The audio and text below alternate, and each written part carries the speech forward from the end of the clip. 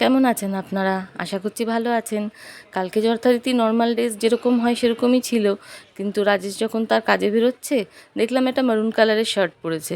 তো আমি বললাম আমিও যে বাড়িতে জামাটা পরেছি সেটার সাথে বেশ ম্যাচিং লাগছে, তো আমরা তো একটু ম্যাচিং করতে ভালোবাসি। তো যাই হোক, আমি বললাম আমার সাথে তোমাকেই আজকে একটা রিল করতে হবে। একটা দুষ্টু মিষ্টি বেশ রিল তো হলোই, কিন্তু ছেলের খুব গাল ভার, ওকে কেন নেওয়া হয়নি। তো ওকে নেওয়ার মতো সেরকম একটা পজিশান ছিল না। আমরা একটা তাড়াহুড়োর মধ্যেই একটা কমেডি রিল করছিলাম, কিন্তু তারপর যে একটা কান্না করলো, মানে সে এরকম কান্না কখনো করে না। তো রাজেশ বলল ও তো সময় দিতে পারবে না, তাই জন্য ধারে কাছে ভাবলাম কোথাও ঘুরে আসি। পার্ক টার্কে তো এখন যাওয়া যাচ্ছে না, মশা খুব বসার জন্য, তাই জন্য চলে গেলাম একটা মলে। কিন্তু আমার বাড়ির সামনে যে মলটা আছে সেটাতে রেগুলার বেসিস যাই, আর ভাল লাগছিল না। তো পৌঁছে গেছিলাম জুডিওতে।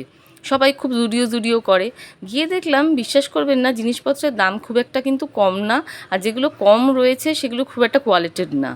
আর সব কিছু যে নেওয়ার মতো তাও না, শুধু ওই কিছু নাইট স্যুটস আর যেগুলো, যাই হোক আপনাদের কেমন লাগবে জানি না, কিন্তু আমার খুব একটা ভালো লাগেনি। আর এমন কিছু হিউজ কালেকশানও নেই যেরকম দেখায় বা বলে, সত্যি সত্যি সেরকম একটা আমার ভালো লাগেনি। তো যাই হোক, কিছু তো কিনতে হবে। তো ওই টুকটাক কিছু জিনিস ছিল, আর বলে যে কসমেটিক্স এর থেকে অনেক কমে সস্তায় যারা জিনিস চান বড় বাজারে ভালোই পাওয়া যায়। আর আমি তো এইসব কসমেটিক্স বেশি ইউজ করি না, যা ইউজ করি একটু কোয়ালিটির, আর নাইকা থেকে ইউজ করি। সেরকম কিছু কেনারও ছিল না, তো টুকটাক কিনে বেরিয়ে গেলাম। তারপরে ছেলে বলছে কিছু খাওয়ায় না, ওর বন্ধুকে দেখে ওর মারা বেরোয়, কিন্তু আমি তো সেরকম একটা খাওয়ার পছন্দ করি না, বা খেতে পারিও না খুব একটা বেশি, তাই জন্য একা কোথাও যাওয়ার প্রশ্ন ওঠে না। আর যাকে পাশে নিয়ে যাচ্ছি সে তো আরেক পেটুক, বাবা কিছুই তো খায় না। তো যাই হোক, তাও জোর জেদ করলো, তো গেছি, গিয়ে একটা কম্বো নিয়েছি। ওরা বুঝিয়ে সুঝিয়ে আমাকে একটা কম্বো দিয়েছে, কিন্তু তাতে এত চিকেন ছিল। যথারীতি ছেলে খেলো একটা, আমি খেলাম একটা, আর পুরো প্যাকেটটাকে এই সসম্মানে দেখুন বাড়িতে পার্সেল নিয়ে আসছে। বকা খাবো না, কারণ রাজেশ এগুলো খেতেও ভালোবাসে। তো আসার সময় দেখলাম একটা মন্দিরে একটুখানি কীর্তন শুনলাম মা ছেলে দাঁড়িয়ে দাঁড়িয়ে, তারপর বাড়ি এসছি।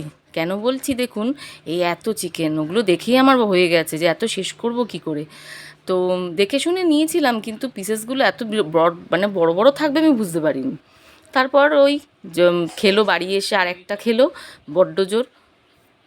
এই যে বিলটা দেখেছো, বিল দেখেছো? হ্যাঁ, তুমি ক পিস খেয়েছো কালকে যে কেনালে? 2 পিস খেয়েছো, আর অত কত পিস কেনা হয়েছে? কেন এরকম তাল করলে শুধু শুধু? তুমি আর এরকম বায়না করবে? মাম্মা না, মাম্মা সরি, বেকার টাকা নষ্ট হয় তো টাকা, শুধু শুধু তাল করে দেখেছো কত টাকা বেকার বেকার। এর চেয়ে মাম্মা ভালো চিকেন বানায় তো। তো মাম্মা আমি রাস্তাকে তাল করবো না, আমার লোকজন রাস্তাগুলো চুমকে চুমকে বানায়, সরি। এটাই হচ্ছে আসল কথা। যাক, বুঝলেই হলো, যদি বুঝে থাকে তো। তাও আমি ওই শিক্ষাটা দিলাম আর কি, এত জিনিস এত টাকা দিয়ে বেকার কিনে এনে থাকবে বাচ্চা মানুষ। আর যাতে জেদটা না করে তাই জন্যই ওকে বোঝালাম। আর কাল ফেরার সময় জুডিও থেকে এই সব জিনিসগুলোই কিনেছিলাম। এগুলোই মোটামুটি কম রেঞ্জে বলতে এগুলোই আছে, এই কিছু কসমেটিক্স। হ্যাঁ, তো এগুলোই কিনলাম, কেমন হবে তো জানি না, তাই এই ছোট ছোট জিনিসগুলোই কিনেছি। ড্রেস কিছু ছিলই না যে কিনবার, বাচ্চাদের তো কোনো জিনিসই নেই, তাই জন্য এইটুকু জিনিস কিনেই বাড়ি চলে এসেছিলাম।